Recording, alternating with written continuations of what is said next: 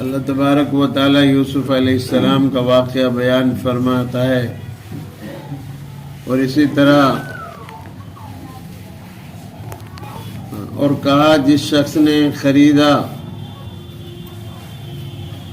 اس کو مصر سے، یعنی حضرت یوسف علیہ السلام کو جس آدمی نے خریدا تھا اس نے کیا کہا اپنی عورت سے کہ اس کو عزت کے ساتھ رکھ، شاید یہ ہمارے کام آئے، ہم کریں اس کو اپنا بیٹا بنا لیں اس کو۔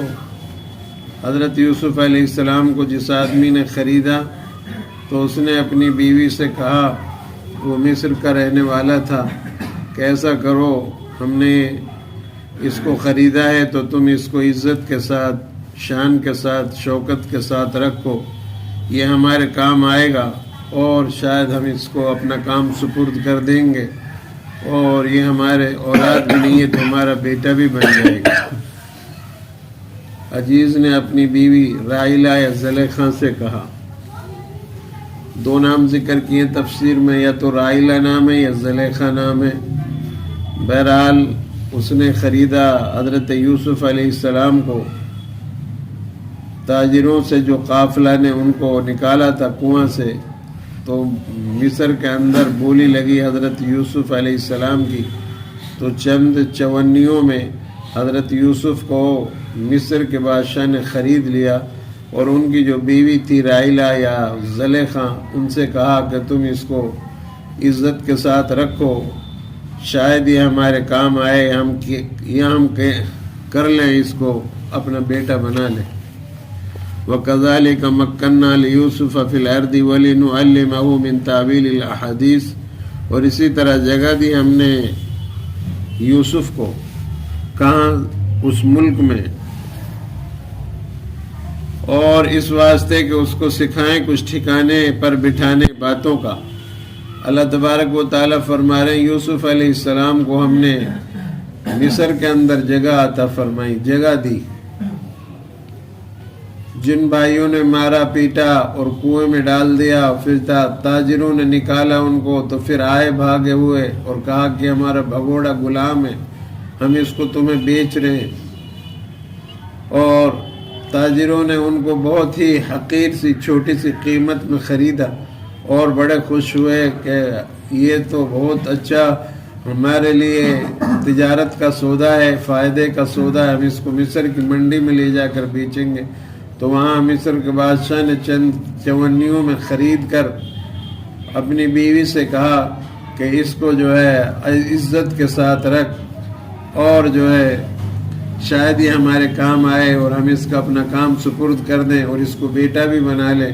اللہ تعالیٰ فرماتا ہے اس طرح ہم نے ان کو مصر کے اندر جگہ دی، اس ملک کے اندر، اس واسطے کہ اس کو کچھ ٹھکانے پر بٹھانے باتوں کو سکھا دے۔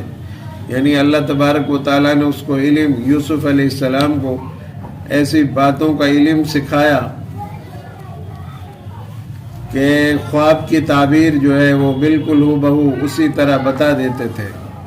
خواب کی تعبیر کا دینا اللہ تبارک و تعالیٰ نے یوسف علیہ السلام کو سکھایا۔ تو اللہ تبارک و تعالیٰ جب چاہتا ہے، جس کو چاہتا ہے وہ چیز عطا فرماتا ہے۔ اللہ فرما رہا واللہ غالب علی امرہ ولکن اکثر الناس لا یعلمون، اور اللہ طاقتور رہتا ہے اپنے کام میں، لیکن اکثر لوگ نہیں جانتے۔ میرے بھائیو، اللہ کی طاقت بڑی ہے، لیکن اکثر لوگ جو ہے نہیں جانتے اللہ کی طاقت کے بارے میں۔ چاہے دنیا کے پاس کتنی بڑی طاقت ہو، لیکن اللہ کی طاقت کے برابر کوئی طاقت نہیں ہو سکتی۔ اللہ دن میں سے رات کو نکالتا ہے، رات کو لاتا ہے، پھر رات میں سے دن کو نکالتا ہے، اور بے جان چیزوں کو جاندار بناتا ہے، انڈے میں سے بچہ پیدا کرتا ہے، چاند اور سورج کے نظام اس کے ہاتھ میں ہے، اور تمام کائنات کو کھلانے پلانے کا کام اللہ کا ہے۔ کوئی اس کی مرضی کے بغیر پتہ بھی نہیں ہلتا، وہ جو چاہتا ہے کرتا ہے۔ میرے بھائیوں، زمین کے اندر سے اخروٹ اور بادام اور کشمش وہ نکالتا ہے، اناج اور ترکاریاں وہ پیدا کرتا ہے۔ تو اللہ کی طاقت بڑی ہے. انسان چاہے کتنا ہی بڑا بادشاہ بن جائے، سپر پاور بن جائے، لیکن اللہ سپریم پاور ہے میرے بھائیوں، بہت بڑی طاقت والا ہے، عزت والا ہے. اللہ کے برابر کوئی طاقت نہیں رکھ سکتا. دنیا کی جتنی حکومتیں ہیں یہ سب اللہ کی طاقت کے سامنے ایسی مثال ہے ان کی جیسے ایک مکڑی کا جالا جب ہوا آتی ہے تو ہلتا ہے اور ادھر سے ادھر ہوتا ہے. اسی طرح دنیا کی اتنی طاقتیں ہیں جو سپر پاور بنی ہوئی ہیں، اللہ کی قوت اور طاقت کے سامنے ان کی کوئی حیثیت اور حقیقت نہیں ہے. تو اللہ تعالیٰ فرماتا ہے کہ اکثر لوگ جانتے نہیں. وَلَمَّا بَلَغَ أَشُدَّهُ آتَيْنَاهُ حُكْمًا وَعِلْمًا وَكَذَلِكَ نَجْزِي الْمُحْسِنِينَ. اور جب پہنچ گیا اپنی قوت کو دیا ہم نے اس کو حکم اور علم. اللہ تبارک و تعالیٰ نے حضرت یوسف علیہ السلام کو جب کچھ ہوشیار ہوئے، بڑے ہوئے، جوان ہوئے تو اللہ نے ان کو حکم بھی عطا فرمایا، نبوت عطا فرمائی اور علم بھی عطا فرمایا. خوابوں کی تعبیر کا جاننا اور اللہ تبارک و تعالیٰ کا حکموں کو پہچاننا. تو اللہ فرما رہے ہم نے اس کو قوت بھی دی، طاقت بھی دی اور حکم بھی دیا اور علم بھی دیا. وَكَذَلِكَ نَجْزِي الْمُحْسِنِينَ. اور ایسا ہی بدلہ دیتے ہم نیکی والوں کو. جو بھی آدمی نیکی کرے گا اس امت کا، چاہے مرد ہو یا عورت ہو، گاؤں کا رہنے والا ہو یا شہر کا رہنے والا ہو، اللہ تبارک و تعالیٰ اس کو اسی طرح اجر عطا فرمائے گا جیسے یوسف علیہ السلام کو کنویں سے اٹھا کر بادشاہ بنایا. جن بھائیوں نے مارا پیٹا اور اس کو دھکا مکا مارا اور گمنام کنویں میں ڈال دیا اور تاجروں نے نکال کر اس کو، بھائیوں نے اس کو بیچا اور پھر تاجروں نے مصر کی منڈی میں بیچ کر کتنی مشقتوں سے اللہ تبارک و تعالیٰ نے مصر کے اندر اس کو جگہ عطا فرمائی، کتنے مرحلوں سے گزرے، قید خانوں سے گزرے اور جو ہے عورت کے الزام سے بھی گزرنا پڑا، لیکن اللہ تبارک و تعالیٰ کا دامن کو، صبر کو، شکر کو نہیں چھوڑا اور اللہ کے دین کا کام ایسے مقام پر بھی کرتے رہے جہاں قید خانے میں پڑے ہوئے رہ کر کے بھی اللہ کو نہیں بھولے. تو اللہ تبارک و تعالیٰ نے وہی ان کو طاقت اور قوت عطا فرمائی اور نیکی کرنے والوں کو اللہ اسی طرح نیکی کا اجر اور ثواب عطا فرماتا ہے.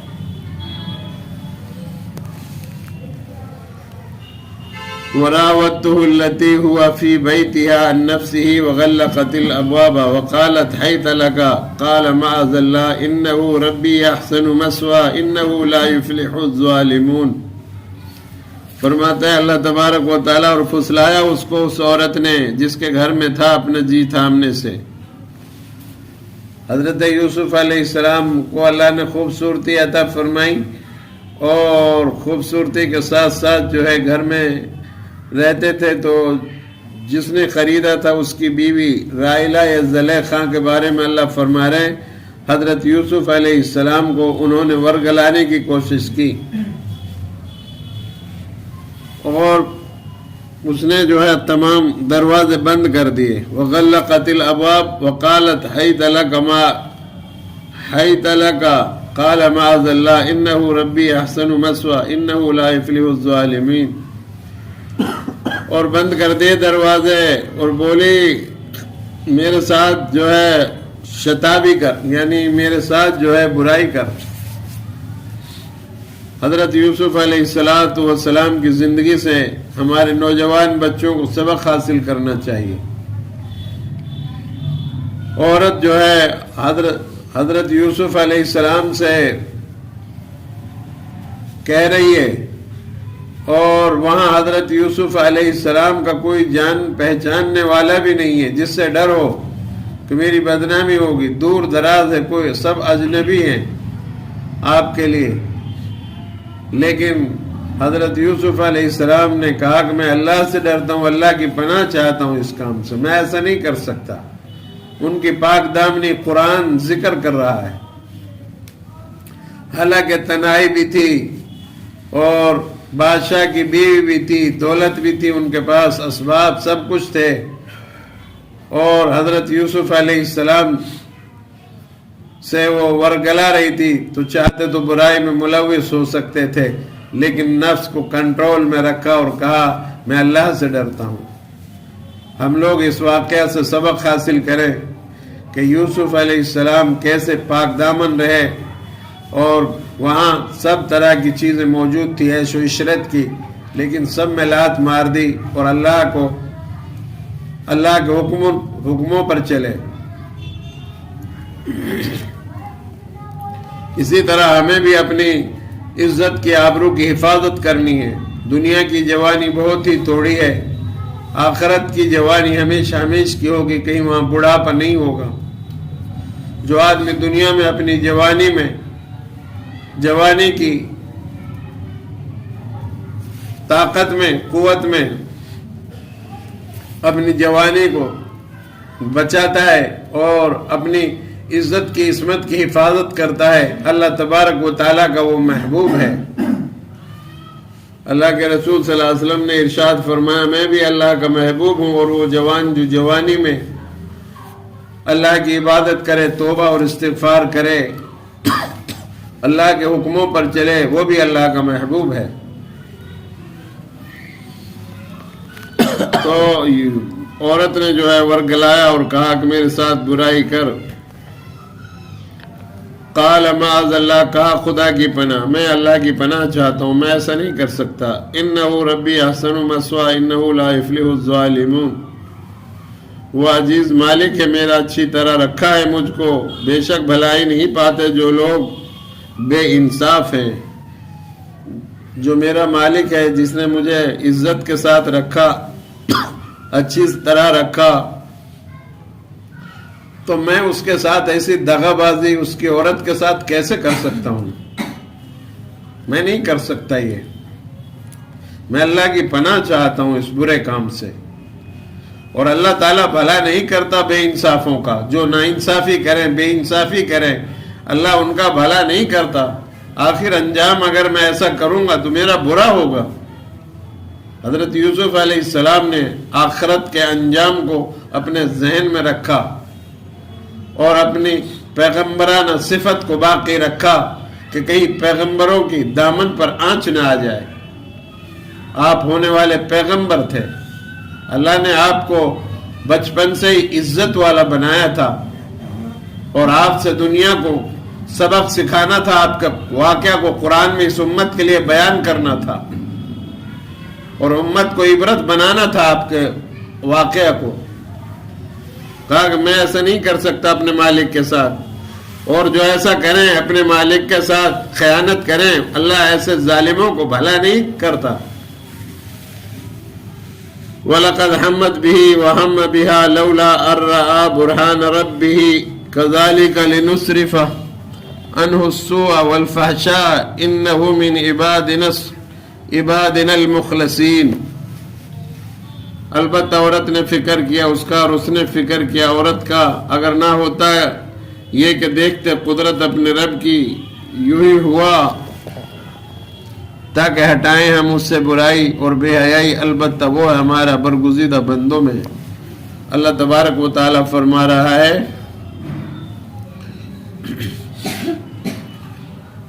فرماتا ہے کہ اگر ہم اس کے اوپر سے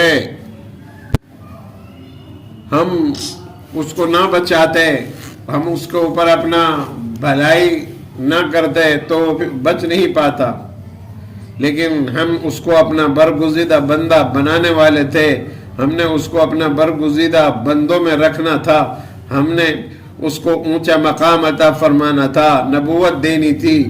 اگر ہم اس کی رہنمائی نہ کرتے تو وہ نہیں بچ سکتا تھا، لیکن ہم نے ان کی رہنمائی کی اور ہم نے اس کو اس برائی سے بچایا، ورنہ عورت نے تو سارے فریب اپنے ڈال دیے تھے۔ حضرت داؤد علیہ السلام نے اپنے بیٹے سلیمان علیہ السلام سے فرمایا تھا بیٹا سانپ کے پیچھے چلے جانا لیکن عورت کے پیچھے نہ جانا۔ جہاں ایک عورت ہوگی، دوسرا غیر محرم مرد ہوگا، تیسرا وہاں شیطان ہوگا، ان قریب ان دونوں کو برائی میں ملوث کر دے گا۔ غیر محرم عورتوں کے ساتھ خلط ملط رہنا ٹھیک نہیں ہے میرے بھائیوں۔ اپنی آنکھوں کو برائی سے بے حیائی سے بچائیے. آنکھوں کا زنا غلط دیکھنا ہے، زبان کا زنا غلط بولنا ہے، ہاتھوں کا زنا غلط پکڑنا ہے، پیروں کا زنا غلط چلنا ہے، دل کا زنا غلط سوچ پیدا کرنا ہے. ان تمام چیزوں سے ہم لوگ بچنے کی کوشش کریں اور یوسف علیہ السلام کے واقعہ سے عبرت حاصل کریں. تو اللہ تبارک و تعالیٰ فرما رہا کہ اس طرح ہمیں ان کو بچا کر برائی سے، بے حیائی سے، عورت کی ناپاک ارادوں سے بچایا اور ہم نے اس کو اپنے برگزیدہ بندوں میں شامل کیا. فاستبق الباب وقدت قمیصه من دبر والف سيدها لدى الباب قالت ما جزاء من اراد باهلك سوءا الا ان يسجن او عذاب علیم. اور دونوں دوڑے دروازے کو. حضرت یوسف علیہ السلام بچنے کے لیے دروازوں سے گزرے اور دروازے کی طرف دوڑے. قالت ما جزاء من اراد باهلك سوءا، بولے اور کچھ سزا نہیں ایسا شخص کی جو چاہے تیرے گھر میں برائی.